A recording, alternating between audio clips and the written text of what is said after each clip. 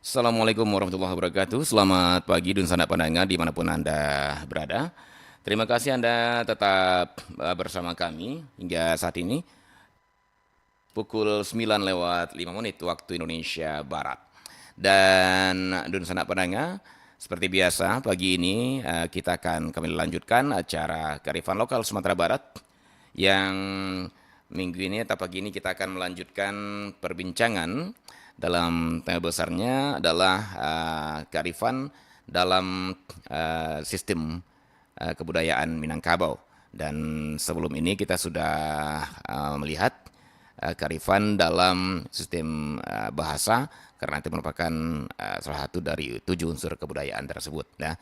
Dan hari ini kita akan lanjut ke sistem atau kearifan dalam sistem religi Minangkabau bagian kedua karena minggu kemarin kita sudah masuk bagian pertama ya. Nah, untuk lebih jelasnya nanti kita akan perbincangan ini bersama mama kita Dr. Saiful Yazan Tuanku Mangkudun ya yang alhamdulillah sudah hadir bersama kami di studio pada pagi hari ini. Untuk itu sebelum kita lanjutkan kami sapa dulu Mak Tuanku yang akan menjelaskan nanti kepada kita bersama. Assalamualaikum warahmatullahi wabarakatuh. Selamat pagi, Mak.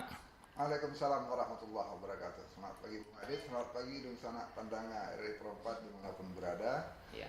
dalam kearifan lokal Minangkabau. Iya. Baik, Mak, kita pagi ini di Kearifan Lokal tentunya akan melanjutkan, Mak ya. Insya Allah. Iya, perbincangan kita seputar kearifan dalam sistem religi Minangkabau. Bagian kedua nih hari ini. Ya, bagian pertama minggu kemarin sudah kita lewati. Namun biar cerita kita nyambung nih, Mak ya. Sebelum kita lanjutkan, ada baiknya kita coba review, Mak. Kita review ke belakang. Silakan, Mak Tuanku. Terima kasih Bung Adit. Ya, dalam kajian antropologi sebuah kebudayaan itu dilihat dari sudut pandang unsur-unsurnya. Kita sudah bahas ada unsur atau sistem bahasa, hari ini sistem religi, ada 5 yang lainnya yang dikatakan sistem kekerabatan atau sistem sosial.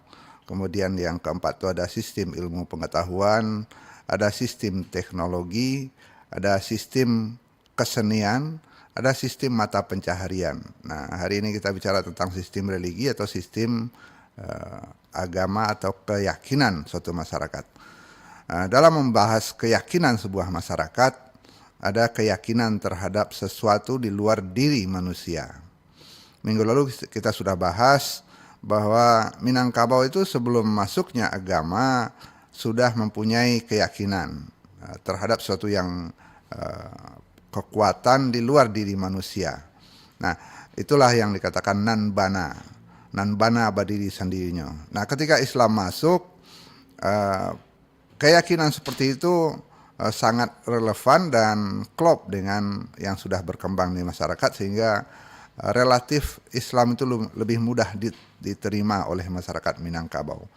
Kenapa? Karena dalam Islam rasa atau emosi keagamaan itu diikat dengan pikiran rasio, dengan pikiran rasional.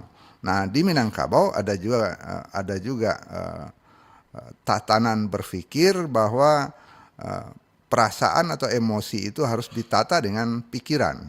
Raso dibawa naik, pareso dibawa turun. Dalam Islam perasaan beragama itu harus dituntun oleh akal pikiran. Di Minangkabau ada raso dan pareso. Nah, 2 hal ini yang menyebabkan agama Islam klop dengan cara berkeyakinan orang Minangkabau. Itu yang sudah kita bahas minggu lalu. Begitu, Bung Adit? Iya, baik, Mak Tuanku. Kita tentunya akan terus lanjut dengan pembahasan ini. Namun sebelumnya kami sampaikan juga ke sanak pandangan kami di mana Anda berada.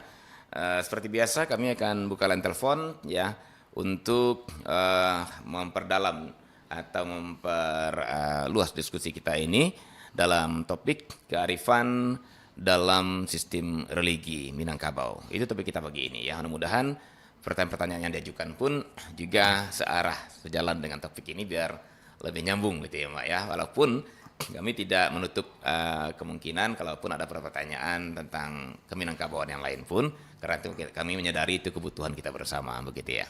Tapi topik kita pagi ini lebih kita fokuskan kepada sistem religi atau kearifan lokal, kearifan dalam sistem religi Minangkabau begitu Duta Penangga ya.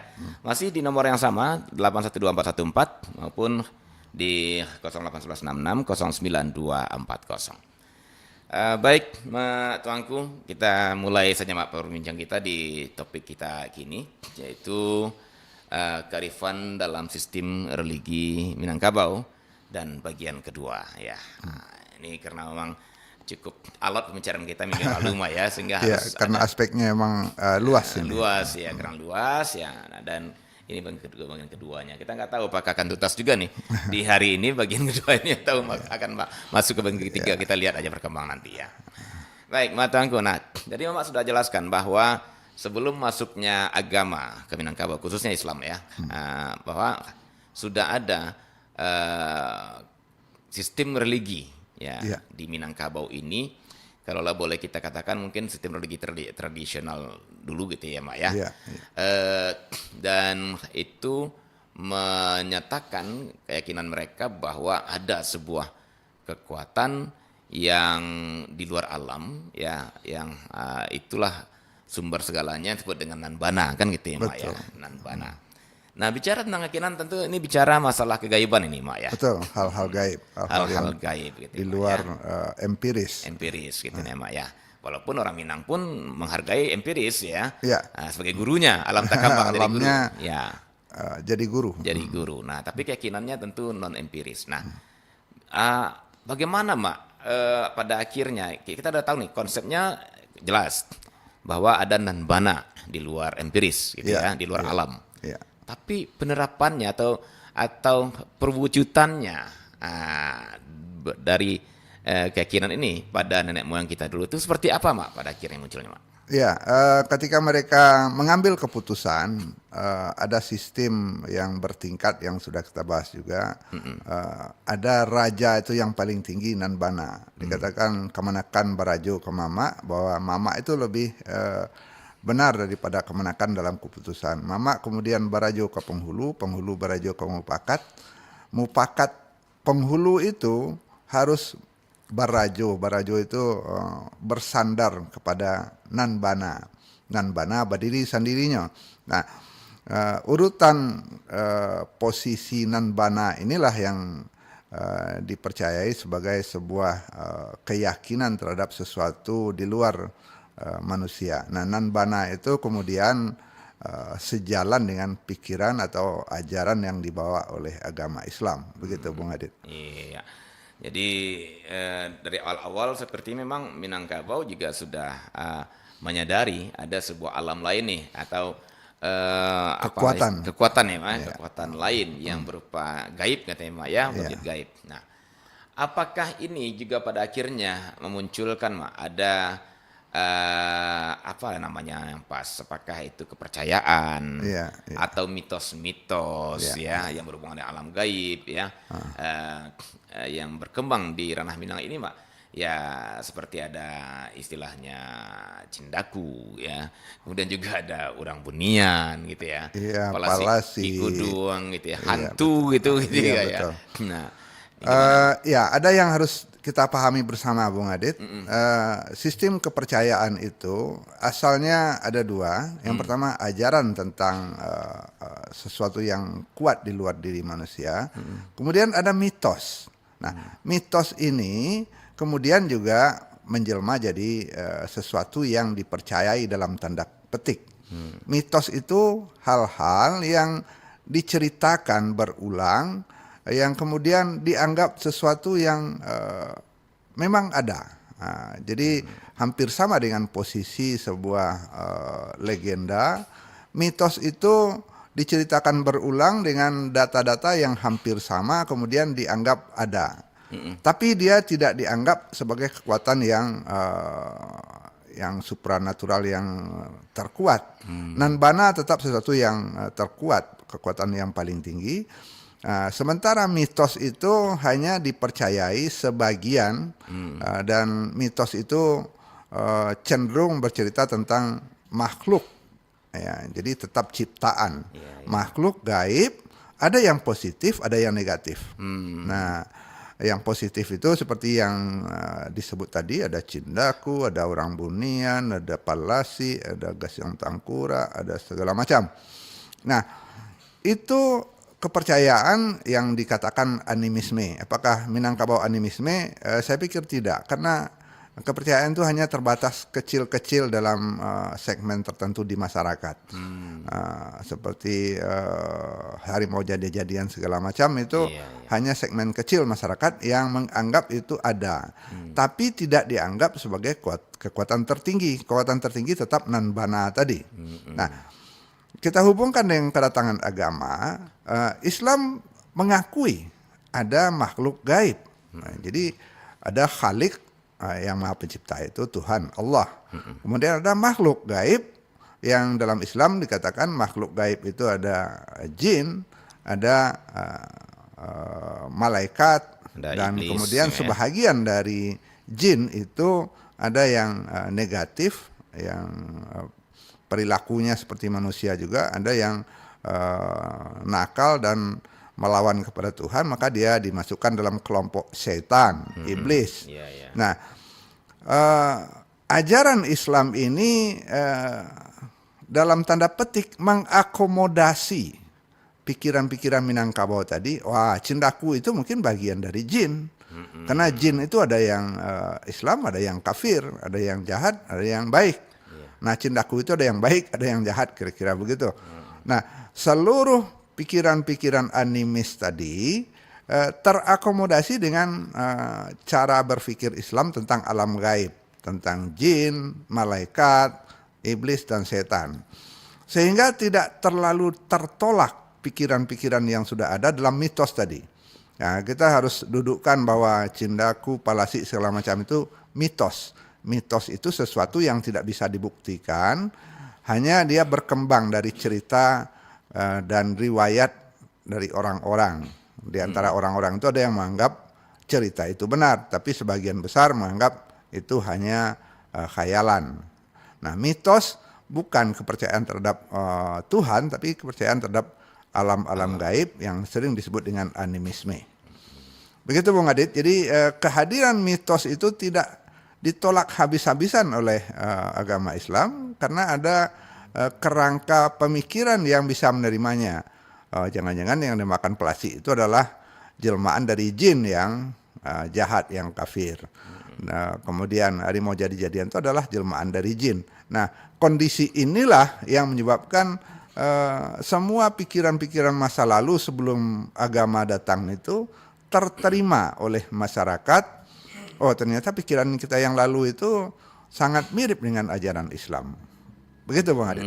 Begitu Maya. Jadi kalau bisa saya coba rangkum, berarti ketika Islam datang, seluruh kepercayaan-kepercayaan kepada alam gaib, ya kita katakanlah alam gaib, karena kalau yang kuasa kan nanbana tadi Mak ya. Betul. Nanbana. Tapi kepercayaan alam gaib seperti katakanlah kepala si kuduang, kemudian orang bunian gitu ya. Kemudian cindaku dan sebagainya, seperti hantu juga semacam gitu ya.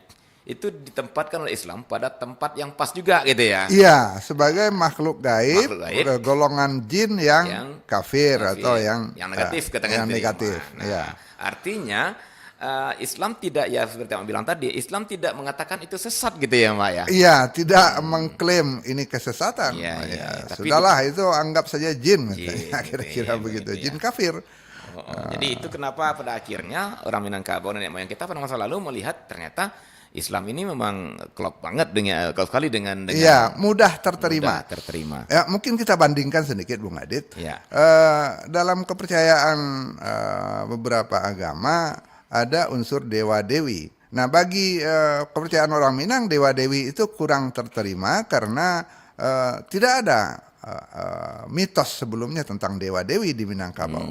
Nah, jadi bukan berarti agama yang lain itu kalah dalam persaingan, tapi karena kepercayaan yang sudah tumbuh di masyarakat Minangkabau sebelumnya tidak bicara tentang dewa-dewi.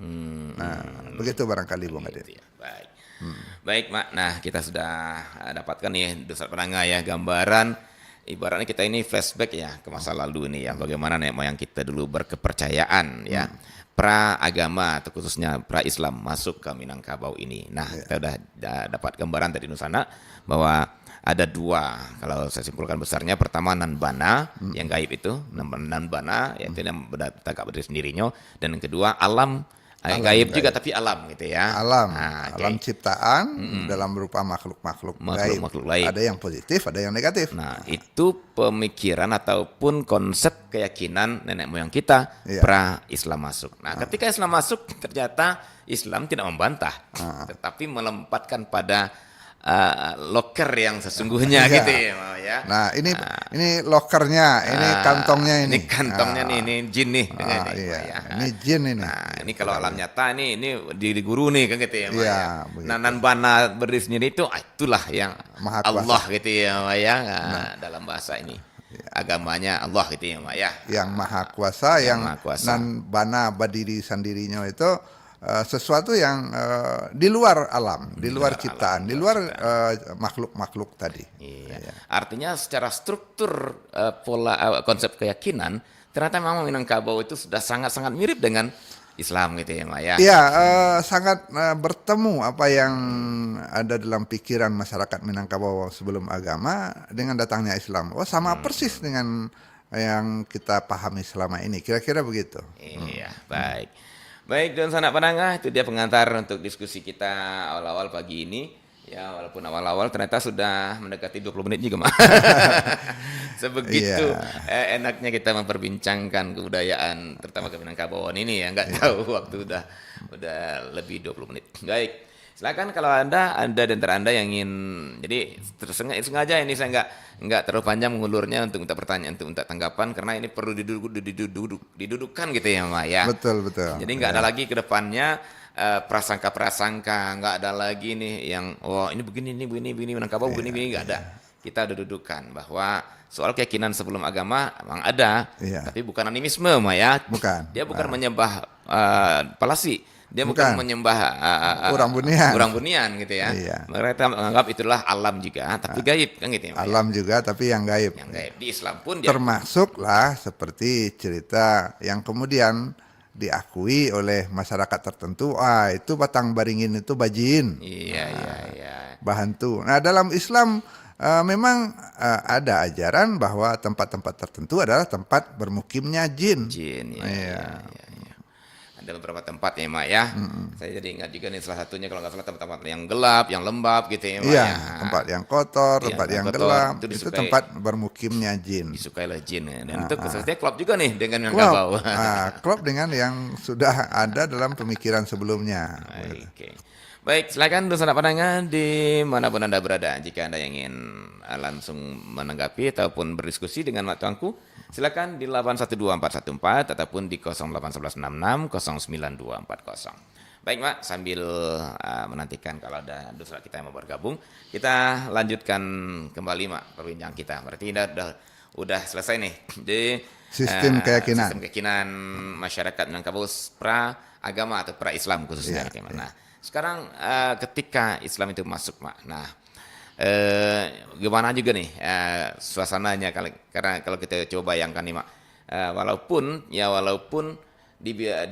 dapat disimpulkan tadi bahwa secara konsepnya itu boleh dibilang tidak ada yang bertentangan gitu ya. Iya. Bahkan terakomodasi. Namun ketika datang sebuah keyakinan kan itu ya, Mak, ya. Iya. Yang sebelumnya tidak ada. Tentu ini bakal ada juga ini dinamikanya. Friksinya, dinamikanya. Nah, ini gimana, Mak, bayangannya, Mak, kira-kira?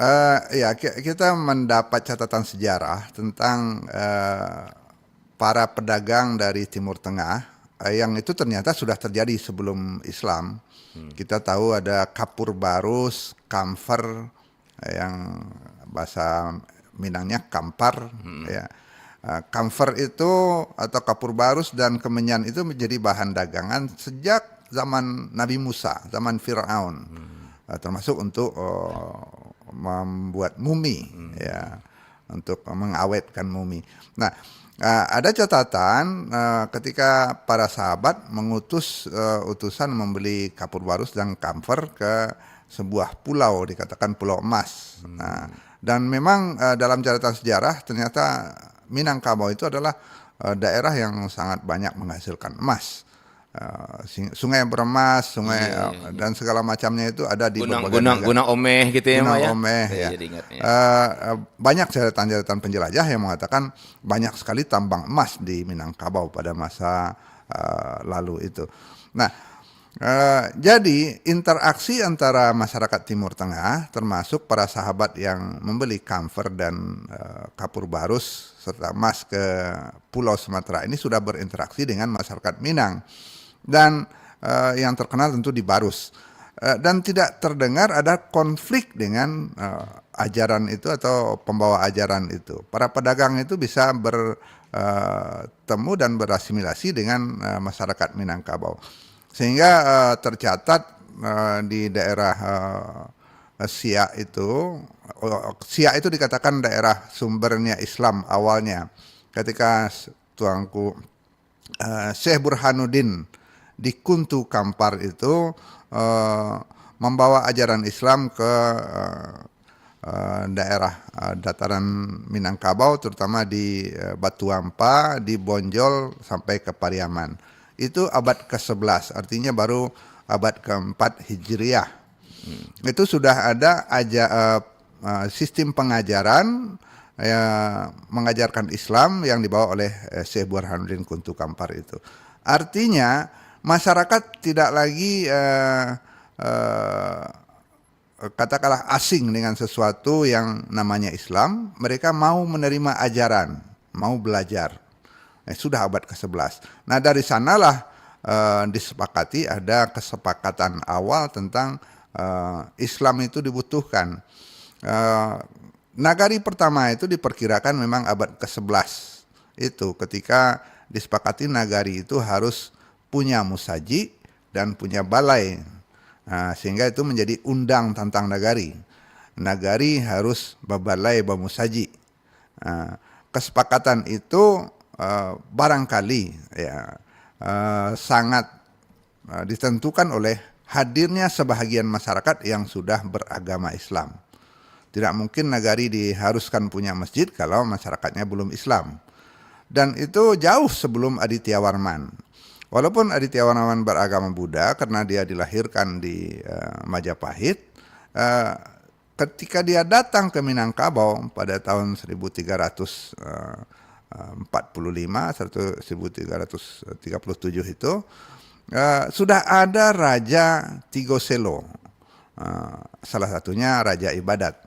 Nah, dalam catatan seorang penjelajah Tom Pierce dalam bukunya History of Sumatra, di antara tiga raja itu ada satu yang sudah haji. Sudah haji artinya sudah Islam. Jadi abad 13 sudah ada raja di Minangkabau yang Islam ketika Aditya Warman datang. Artinya ajaran Islam sudah berkembang, walaupun rajanya Buddha, tetap ada sistem pengajaran Islam karena ada rajo ibadat. Itu saudara sanak pendengar dimanapun berada, keterterimaan Islam dan keterterimaan Aditya Warman itu juga salah satu bentuk demokratisnya masyarakat Minangkabau, sehingga tidak ada konflik yang nyata tentang agama. Rajo Tigoselo jelas ada rajo ibadat yang sudah haji, dan Aditya Warman yang Buddha tidak pernah ada catatan baik dalam Kaba ataupun dalam sejarah konflik antara Aditya Warman dengan Rajo Tigoselo. Gitu Bung Adit. Baik. Baik, Mak. Menarik ketika kita coba lihat ke belakang ini dari paparan tadi bahwa di abad ke-11 ya, Mak ya, itu sudah ada aturan bernagari ya, Mak. Betul. Aturan bernagari, yaitu yang salah satunya berbunyi bamusaji gitu ya, Mak ya. Nagari harus babalai bamusaji. Bamalai bamusaji. Ya. Nah, bamusaji tentu ini mengindikasikan sudah ada peribadatan Islam. Betul. Kan gitu ya, Mak ya. ketika sudah ada peribadatan Islam, berarti ya paham Islam sudah hadir di Minangkabau ketika itu, tapi mungkin belum merata kan gitu. Iya, Ya, persoalannya Mak. Mungkin di daerah-daerah yang baru didatangi para sahabat tadi Mak ya. betul. Ya. Ya. Berarti kesimpulannya para sahabat itu samping mereka berdagang, mereka juga menyebarkan Islam gitu ya Mak ya. Iya, ada yang mengatakan Islam itu disebarkan oleh para pedagang. Tapi ada juga catatan yang mengatakan bahwa Minangkabau itu Islamnya dijemput. Oh, dijemput dulu ya. Dijemput. Ketika melihat kehadiran para pedagang Islam itu, ada utusan yang dikirim ke Mekah. Nah, itu tercatat antara lain seperti kisah para utusan, termasuk di Sriwijaya juga, dan ada surat kepada dua khalifah. Salah satunya untuk Khalifah Harun al-Rasyid di tahun 100 Hijriah. Khalifah diminta mengirim orang untuk mengajarkan Islam. Tahun 100 Hijrah sudah ada surat itu, dan itu surat itu masih ada sekarang di Museum Topkapi di Turki. Nah, artinya apa? Interaksi dari masyarakat Minangkabau, Sumatera lah khususnya, karena surat itu dari seorang raja, Sri Indrawarman, pada tahun 770 sekian, 100 Hijriah. Ya. Nah, artinya apa?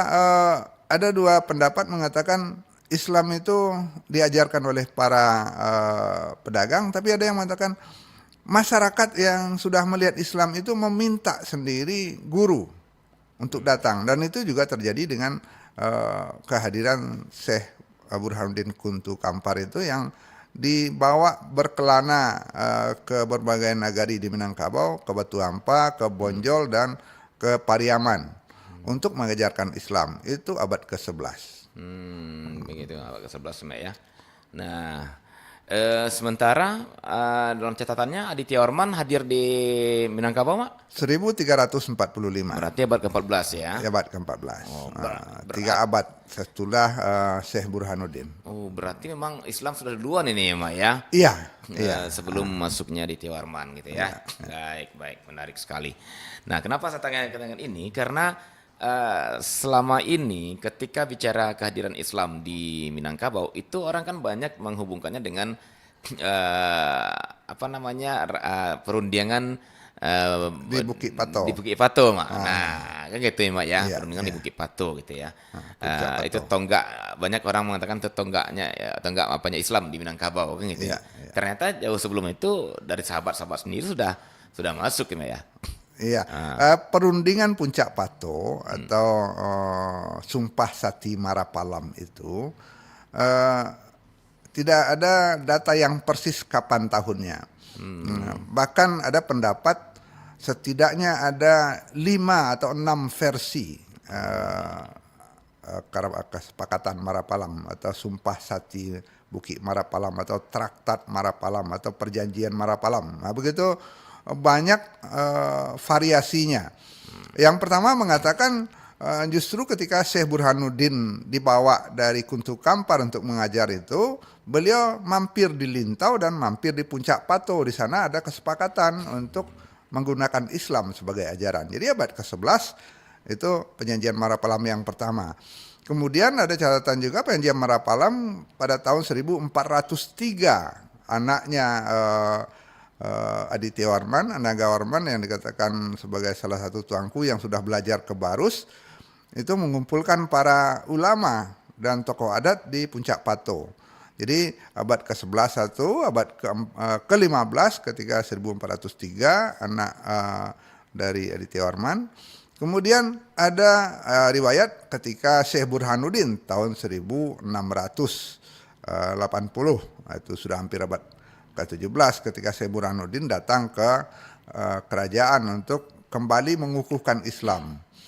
Kemudian ada pendapat yang juga mengatakan kesepakatan Marapalam itu sesudah Padri dikalahkan oleh Belanda. Ya, itu dia. Itu yang Jadi beredar, sudah tahun 1800. Tidak mungkinlah Islam baru dikukuhkan sebagai ajaran agama di Minangkabau pada tahun 1800. Karena apa? Karena Kato Pusako yang mengatakan nagari harus Bamusaji. Balai Bamusaji itu sudah ada sejak ratusan tahun sebelumnya. Undang tentang Nagari tidak lahir pada abad ke-19. Abad ke-19 baru 200 tahun. Iya, iya. Ya. Nah, jadi kalau dikatakan perjanjian atau Sumpah Sakti Bukit Marapalam itu pernah terjadi zaman Syekh Burhanuddin Kuntu Kampar abad ke-11, sangat mungkin karena ada undang tentang Nagari tentang Musaji tadi. Ketika dikatakan adiknya, anaknya dari Aditya Warman, Anangga Warman, yang dikatakan sudah belajar ke Barus yang mengumpulkan ulama, sangat mungkin juga. Karena Puncak Pato itu sentralnya Dare ya di Lintau. Perlintasan para pedagang. Jadi tidak sulit kalau terjadi berbagai pertemuan di sana. Begitu Bung Adit. Ya. Baik, baik ya. Baik, dan sanak pendengar itu dia. Kita sudah dibawa nih ke alam sekian abad yang lalu lewat tuangku ya. Saya akan terbayang saya gimana suasananya ketika itu gitu ya. Baik, Mak. Nah, itu penggalan dari sejarahnya dan sanak pendengar ya. Dan tuangku ketika Islam mulai hadir di Minangkabau. Ya. Nah, adapun dengan hubungan topik kita hari ini adalah kearifan dalam sistem religi Minangkabau. Nah, kita tidak akan lari dari kearifan ini. Artinya, saya melihat begini, Mak. Ya. Seperti yang saya bilang sebelum ini, ketika datang sebuah keyakinan yang udah bernama, kebetulan bernama Islam, kayak gitu, Mak ya. Sementara sebelumnya juga sudah ada sistem kepercayaan. Yang tidak bernama kan, tetapi dia percaya ada alam gaib dan ada yang maha kuasa.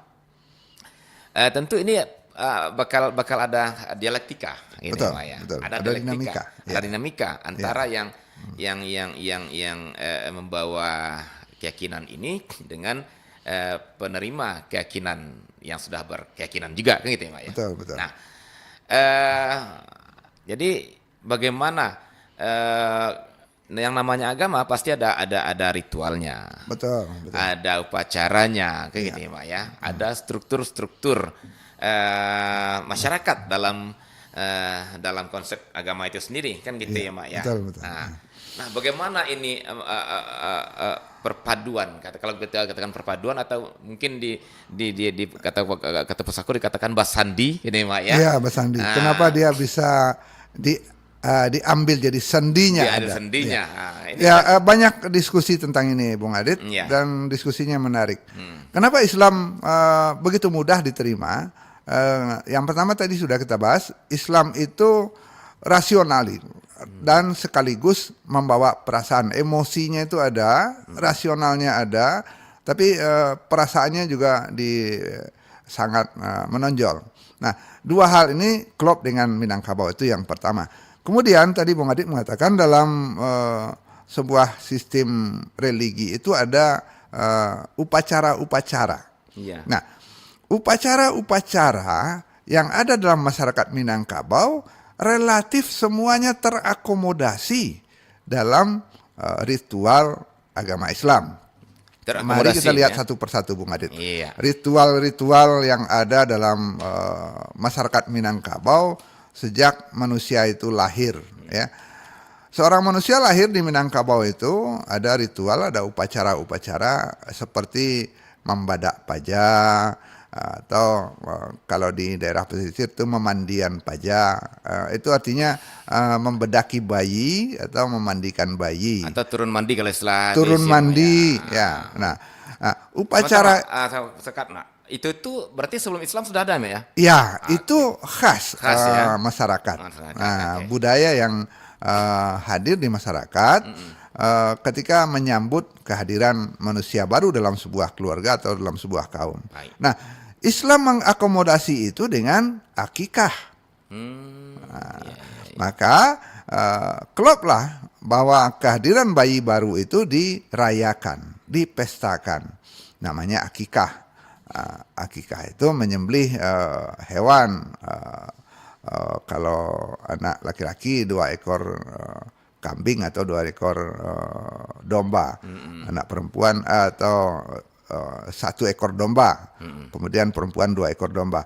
Nah, dan dipestakan. Nah, dalam masyarakat adat Minangkabau sudah ada upacara turun mandi, membadak paja, menjepit paja.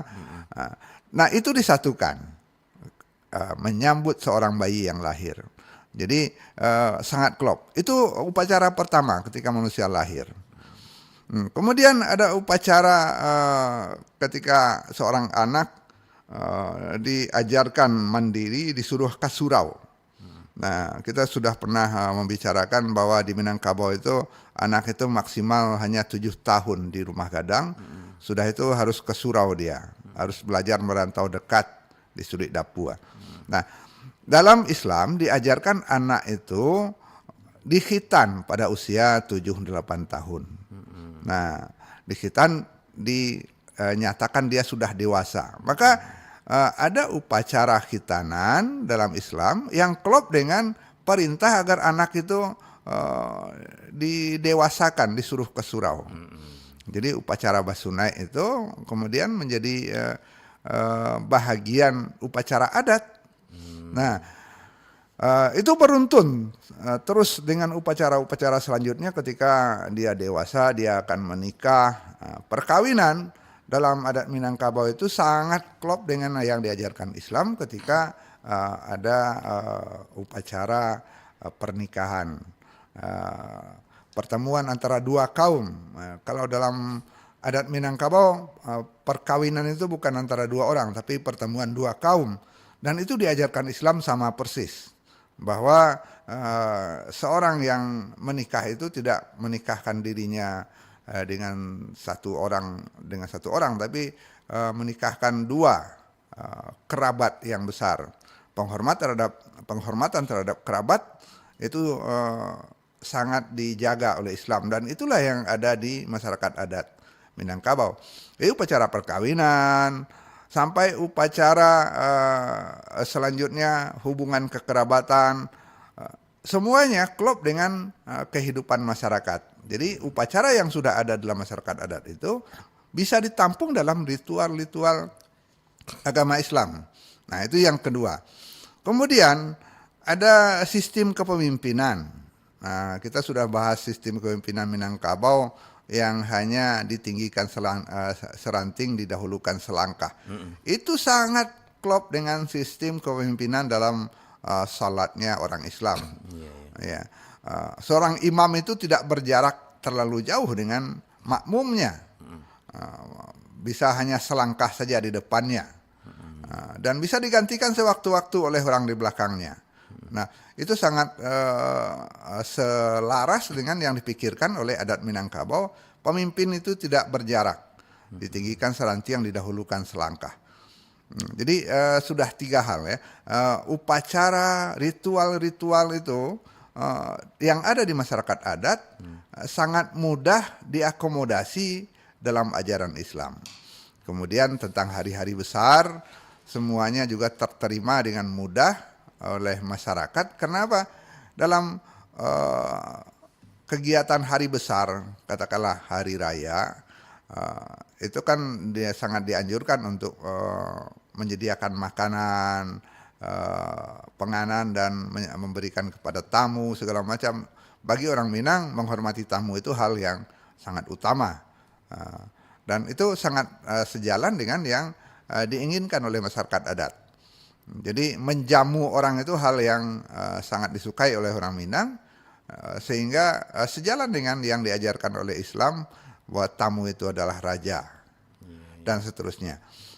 Barangkali ritual-ritual itulah yang menyebabkan sebahagian ajaran Islam itu sangat mudah diakomodasi oleh masyarakat Minangkabau.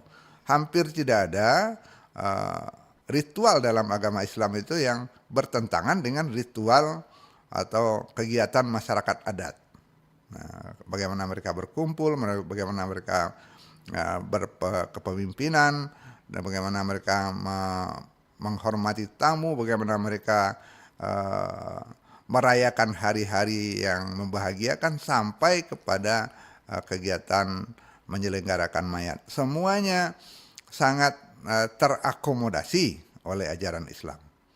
Nah, inilah yang menurut saya menyebabkan Islam itu sangat mudah terterima sebagai ajaran bagi masyarakat Minangkabau, sehingga lahir kesepakatan yang berulang yang dikatakan Sumpah Sati Bukit Marapalam. Wah, Islam ini benar pas untuk kita. Begitu Bung Adit. Baik, menarik sekali dan apa ya, mulus sekali alurnya saya lihat di sini, Mak ya. Iya, Jadi ketika Islam masuk, klop ya dengan sistem keyakinan masyarakat Minangkabau pra-Islam gitu ya, Pak ya. Kemudian upacara-upacaranya juga bisa diakomodasi ya. Kemudian sistem kepemimpinannya juga pas, klop. iya. Lahirlah akhirnya kesepakatan-kesepakatan yang kita kita ketahui tadi, ada beberapa versi tadi, Mak ya, yang disebut dengan Sumpah Sati Bukit Bukit Marapalam. Marapalam di Puncak Ya, Tanggal itu. ada beberapa catatan juga tentang Sumpah Sati ini, Bung Adit, sehingga dikatakan bahwa Sumpah Sati itu ada versi-versinya. Versi yang paling awal dikatakan adat Basandi Alu Ajo Patui. Nah, ini sangat mungkin ketika awal Islam itu masuk. Sehingga tidak dipaksakan Islam itu sebagai sendinya. Sebuah kearifan arti. Suah kearifan. Tapi Alua dan Patu itu sebenarnya adalah Islam ajaran sendiri. Islam sendiri. Iya. Nggak ada alurnya, ada yang patutnya. Nah, kemudian baru datang kesepakatan adat Basandi Sara. Nah, kemudian sebelum itu masih ada adat Bapaneh Sara Balinduang. Kesepakatan itu pada periode Syekh Burhanuddin. Adat Bapaneh Sara Balinduang itu artinya bahwa adat itu disimpan dalam hati, bukan. Adat itu Bapaneh dipakai, yang keluar perilaku. Sara itu berlindung dalam hati, dalam pikiran. Nah, itu kesepakatannya. Nah, kemudian baru ada kesepakatan adat Basandi Sara. Sara Basandi Kitabullah. Kemudian sara mengatur adat memakai. Nah, kemudian sara nan lazim, adat nan kawi. Nah, itu adalah semacam kesepakatan atau kompromi bahwa yang akan kita pakai itu syarak yang lazim. Apa syarak yang lazim bagi masyarakat Minangkabau? Adalah syarak Imam Syafi'i. Kenapa syarak Imam Syafi'i? Karena itu yang lazim bagi orang Minangkabau. Ini sering dipermasalahkan, kenapa tidak masuk syarak imam yang lain? Imam Syafi'i itu misalnya tidak menghalalkan hewan dua alam, kodok, ular, atau kadal. Nah, bagi orang Minang tidak biasa makan kadal. Imam Syafi'i tidak menghalalkan kadal. Padahal bagi imam yang lain, kadal itu boleh dimakan. Bahkan di negeri gurun, kadal gurun itu dipelihara. Namanya dab. Dipelihara dan jadi sumber makanan. Dan ada hadis yang mengatakan ketika Nabi Muhammad hadir di sebuah kaum, mereka menghidangkan makanan dab yang dipanggang. Nabi mengatakan silakan dimakan, tapi saya tidak memakannya karena saya kurang suka rasanya. Nah, artinya Pak Nabi menghalalkan itu. Tapi di Imam Syafi'i, kadal tidak dihalalkan.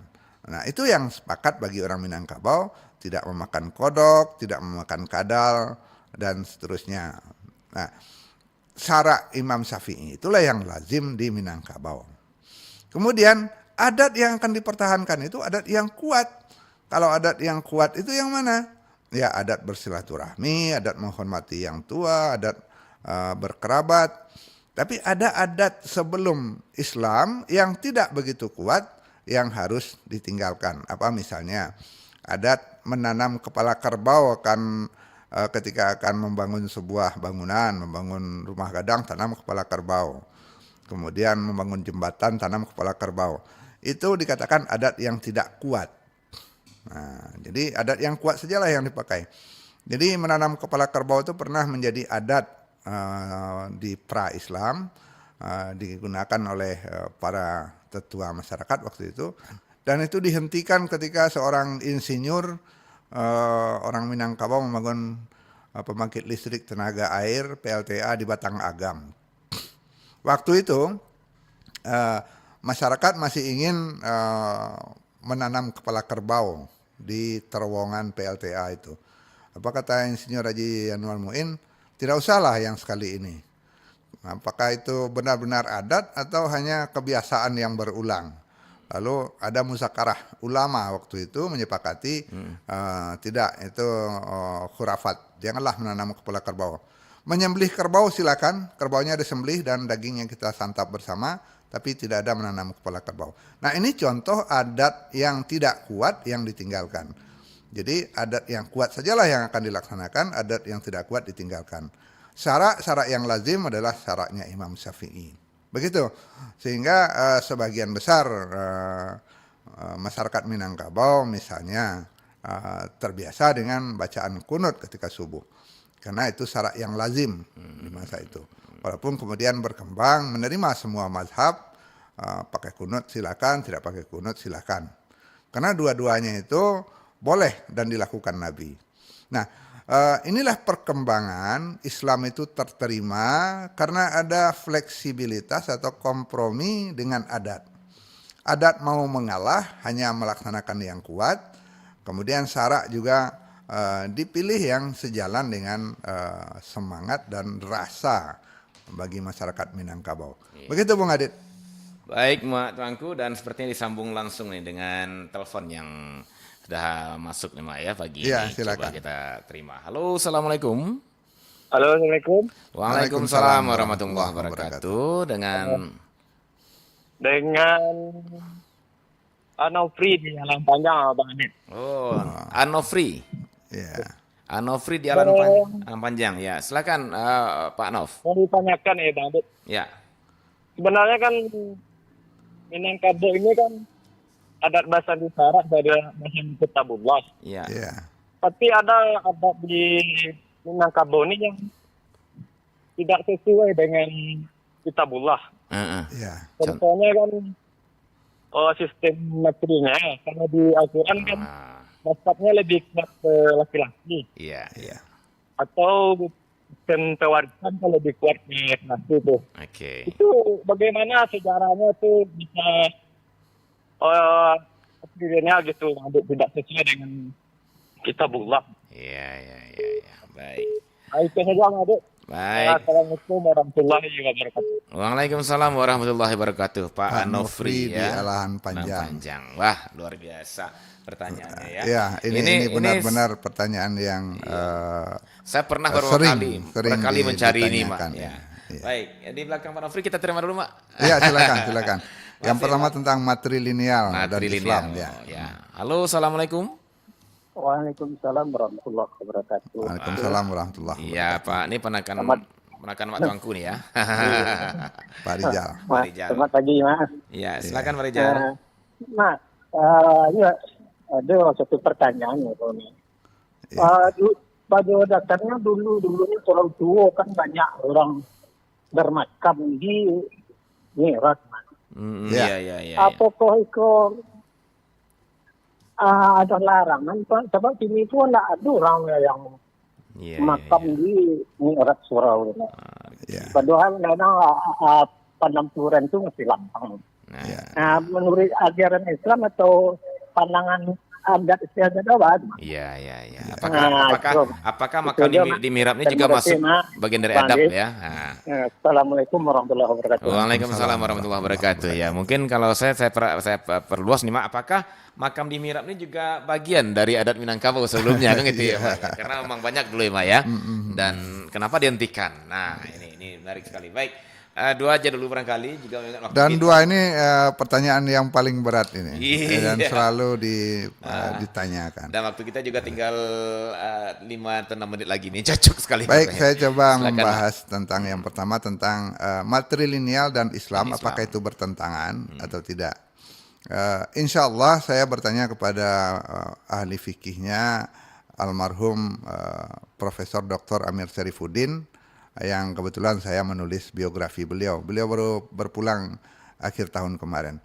Beliau mengatakan bahwa matrilineal tidak bertentangan dengan Islam Karena matrilineal itu hanya menghitung harta dan garis keturunan yang memang diwariskan oleh kaum ibu.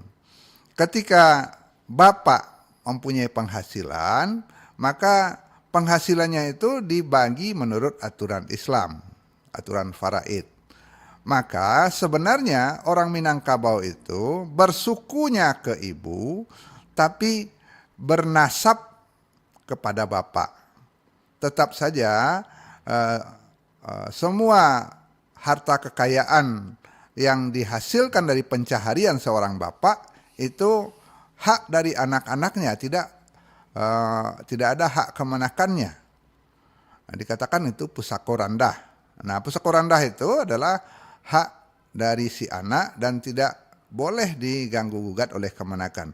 Nah, bagaimana dengan pusako tinggi yang diwariskan kepada ibu? Nah, itu dijelaskan oleh Buya Hamka, itu bisa disetarakan dengan harta wakaf untuk menjaga agar perempuan tidak teraniaya dalam ekonomi. Maka nenek moyang orang Minangkabau mewakafkan harta untuk keturunan perempuan, tapi dalam harta pusaka tinggi itu laki-laki punya hak atur untuk membagi hak kepada kaum perempuan sebagai yang memakai. Jadi perempuan punya hak pakai dalam pusako, laki-laki punya hak atur, maka dia menyandang gelar sako. Sako itu gelar sebagai jabatan orang yang mengatur harta pusaka tinggi. Kemudian pusako itu dipakai bergilir oleh saudara perempuannya. Nah, pusako itu bukan pencaharian seorang laki-laki. Supaya diingat, pusako tinggi bukan pencaharian seorang laki-laki. Tidak ada hak anaknya karena itu warisan dari nenek moyang yang diwakafkan untuk kaum perempuan. Itu penjelasan dari Buya Hamka dalam buku beliau Islam dan Adat Minangkabau. Boleh dicari itu. Artinya apa? Matrilineal itu hanya berkaitan dengan sako dan pusako. Tapi nasab itu kepada bapak berkaitan dengan harta pencaharian dari si bapak yang tidak boleh diganggu gugat oleh kemenakan. Nah, jadi laki-laki di Minangkabau itu memang berada pada dua posisi yang berbeda. Di kaumnya dia adalah orang yang mengatur dengan sako yang dia pegang, dan dia tidak boleh membawa harta pusaka tinggi yang diwariskan oleh nenek moyang untuk kaum perempuan itu ke rumahnya. Dan diingat juga yang matrilineal itu garis keturunan dari ibu itu hanya garis keturunannya, nasabnya tetap kepada bapak. Seorang perempuan di Minangkabau tidak dinikahkan oleh mamanya, tapi tetap dinikahkan oleh bapaknya.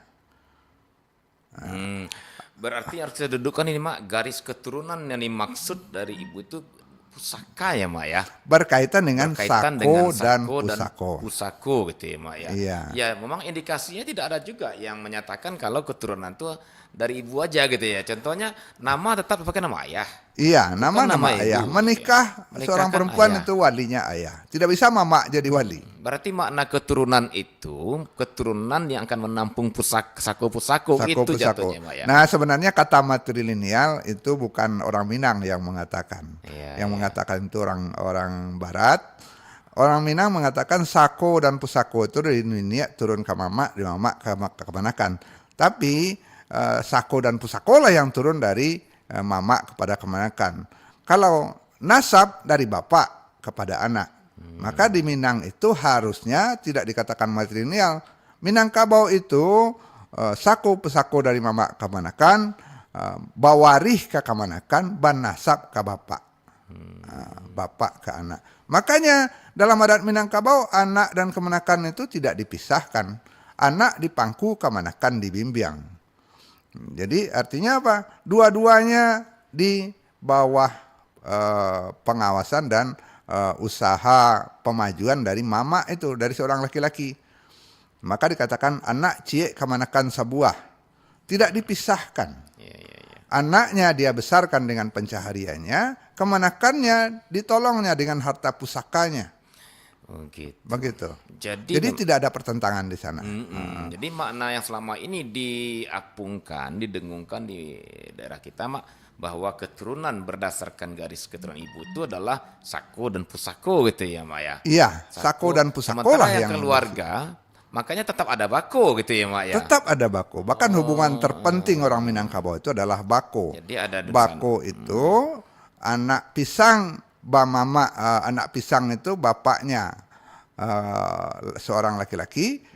Kemenakan itu mamanya seorang laki-laki. Laki-laki itu satu orang. Iya, iya. Bako itu hubungan antara anak dan kemenakan. Ya, itu memperlihatkan jadi ya, Mak ya, bahwa keluarga di Minangkabau itu tidak satu sisi aja gitu lah ya, Tidak Mak ya. satu sisi, Jadi dua. keturunan pun tidak hanya dari satu sisi ibu gitu ya. Tidak hanya materialnya. Materialnya, tapi dua sisi kedua-duanya, ibu Jadi dan ayah. ya orang Barat ini kan divide et impera, Iya. membelah-belah orang Minang itu. Ya ini hubungannya hanya kepada mama saja. Tidak, mama yang mengabaikan anaknya, dia sudah tidak lagi mama. Mama itu harus menghidupi anaknya. Anaknya harus dipangku, kemenakannya dibimbing. Oke. Jadi matrilineal itu istilah yang tidak terlalu tepat untuk Minangkabau. Boleh dikatakan dia hanya melihat sebelah tentang sako dan pusako. Iya. Kenapa? Karena orang Minang juga bernasab ke bapaknya. Oke, Mak. Pertanyaan kedua nih kita selipkan sedikit, Mak. Ini. Yang kedua dari tentang makam di mihrab. Ya. Itu kebiasaan yang berkembang setelah masjid-masjid tumbuh di Minangkabau agar tidak jauh menguburkan mayat itu, yang dekat sajalah agar dia tiap hari mendengar sholat dan azan, kira-kira begitu. Iya. Nah itu awal-awal pendirian masjid-masjid besar, ulama-ulamanya dimakamkan di depan masjid. Kemudian para tokoh adatnya juga ingin berebut di depan masjid. Nah itu memang bukan khas Minangkabau saja, ada juga beberapa masyarakat Islam di luar Minangkabau yang melakukan itu. Dan itu tidak ada masalah sebenarnya, karena ya namanya kebiasaan agar dekat dengan masjid. Nah, tidak terlalu bermasalah saya pikir. Walaupun kemudian masalahnya ketika akan ada pelebaran masjid, mereka terpaksa dipindahkan. Ya, saya tidak dapat riwayat yang pasti kapan itu mulai. Memang agak khas Minangkabau, tapi ada masyarakat lain yang juga melakukan itu. Dalam ajaran Islam saya pikir tidak terlalu ada larangan itu, karena Nabi Muhammad bahkan dimakamkan di mana beliau meninggal, di kamar beliau di Masjid Nabawi awal itu. Yang pada akhirnya masuk komplek masjid sendiri. Kemudian Mak, jadi komplek masjid. yang nggak boleh itu mengkultuskan barangkali ya, Mak ya. Yang tidak boleh itu mengkultuskan, menjadikan makam itu untuk ritual-ritual. Ya. Begitu Bung Adit. Baik, Mak, seperti yang saya duga tadi, Mak, sepertinya kita memang butuh bagian ketiga ini ya. Iya. Tapi bagian ketiganya mungkin kita lebih ke adat bahasa syarak bahasa kitabullah sepertinya nih, Mak. Insya ya. Allah, insya Allah. Baik, Dun Sana Padanga, itu dulu perbincangan kita bersama Mak Tuanku, Mak Dr. Saiful Ditantung Mengkudun dalam topik kearifan dalam sistem religi Minangkabau bagian kedua ya. Dan insya Allah kita akan lanjutkan di bagian berikutnya nanti, mungkin bagian ketiga tapi dengan nama topik berbeda, barangkali kita coba. Insya Allah. Ya, masih seputar religi. Karena kita juga pengen lihat ini, kenapa Basandi ya, kan gitu ya, Mak, Kenapa ya? Basandi? Kenapa tidak melakok atau tidak bercampur gitu ya? Iya. Kenapa dia bersandi? Nah, kita tahu sandi itu kan seimbang sesungguhnya. Ya, antara satu ruas dengan ruas lainnya itu punya keseimbangan yang sama gitu ya. Nah, apakah antara Ya, Islam ada dan adat? perkembangan juga Bung Adit selintas. Dulunya Sanda Basanda, kemudian Basandi. Basandi, Mak, ya. Ada pantunnya yang mengatakan Ba Awajo Tabiang, Sanda Basanda keduanya. Nah, itu pantun awalnya, kemudian baru Basandi. Nah, berarti kita akan melihat bagaimana semacam kalau di bahasa budayanya cocoknya akulturasi ya, Mak ya. Iya. Akulturasi antara Islam dan budaya Minangkabau. Betul. Baik, Nusra Mendengar, jangan lewatkan ya setiap Kamisnya kita Insya Allah, akan setiap Kamis. lanjutkan pembicaraan ini, dan besok insya Allah kita akan bicara tentang akulturasi ini. Iya. Kita sudah jelas tadi ya gimana peradaban, apa maksudnya sistem religi Minangkabau sebelum Islam, kemudian boleh bilang ini fase fase fase peralihan deh Mak ya Iya. dari keyakinan Ya, sampai nanti terbentuknya struktur masyarakat, struktur ada masyarakat. tuangku, pakyah, Iya, tatib segala macam. dan bagaimana peran religi sendiri di dalam struktur adat tersebut. Iya. Baik, untuk itu Nusa Penangga jangan lewatkan ya. Minggu depan insya Allah kita akan lanjut masih dalam sistem religi ini, dan kita akhiri dulu kearifan lokal Minangkabau hari ini dalam kearifan dalam sistem religi Minangkabau bagian kedua. Terima kasih untuk atensinya dan terima kasih juga untuk Pak Anofri serta Pak Rijal Koto, dan tadi ada telepon terakhir yang tidak sempat kami terima karena memang sudah waktu batasi kita. Mudah-mudahan ke depan kita bisa komunikasi Amin. ya. Baik Mak, terima kasih juga Mak sudah hadir Mak. Sama-sama. Mudah-mudahan Mak tetap sehat dan jadi amal Amin. ibadah buat kita semuanya. Amin amin ya rabbal alamin. Baik, Nusa Penangga sampai di sini dan sampai jumpa di kearifan lokal berikutnya. Assalamualaikum warahmatullahi wabarakatuh. Waalaikumsalam warahmatullahi wabarakatuh. 4 RRI Padang.